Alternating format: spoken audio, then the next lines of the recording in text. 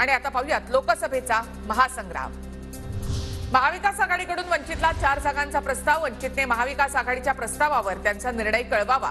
खासदार संजय राऊतांचं वक्तव्य। वंचितकडून 27 जागांची यादी दिली गेल्याची माहिती। महाविकास आघाडीमध्ये कुणीही कुणाला पाडणार नाही, आम्हाला भाजपला पाडायचं आहे।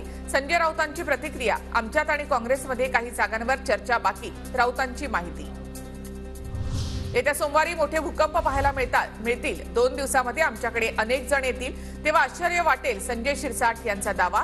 तर पवारांच्या भेटीला अनेक जण जातात, त्यांना शुभेच्छा, असाही टोला। कुणाच्या तरी पत्नी असल्यामुळे मत द्यायचं का? सुनेत्रा पवारांवरून विजय शिवतारेंचा अजित पवार यांना निशाणा। ताई आणि वहिनी हे लोकशाहीमध्ये चुकीचं आहे, अशी ही टिप्पणी। नवनीत राणा भाजपच्या चिन्हावर निवडणूक लढणार असल्याचं जवळपास निश्चित। विश्वसनीय सूत्रांची TV9 मराठीला माहिती। सर्वोच्च न्यायालयाकडून जात प्रमाणपत्राच्या केसमध्ये दिलासा मिळणं आवश्यक। जे निर्णय होतील ते रवी राणाच घेतील। नवनीत राणांची प्रतिक्रिया। आमचे नेते नरेंद्र मोदी, अमित शहा आणि देवेंद्रजी आहेत। भाजपच्या चिन्हावर लढण्याच्या चर्चांवर नवनीत राणा यांचं वक्तव्य। गडचिरोली आणि भंडारा गोंदियाच्या जागेवरून महायुतीमध्ये पेच। गडचिरोली भंडारा गोंदियाच्या जागेसाठी राष्ट्रवादी आग्रही। दोनही लोकसभा मतदारसंघात सध्या भाजपचे खासदार।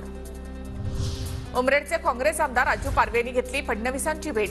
फडणवीसांच्या नागपूरमधल्या निवासस्थानी अर्धा तास चर्चा।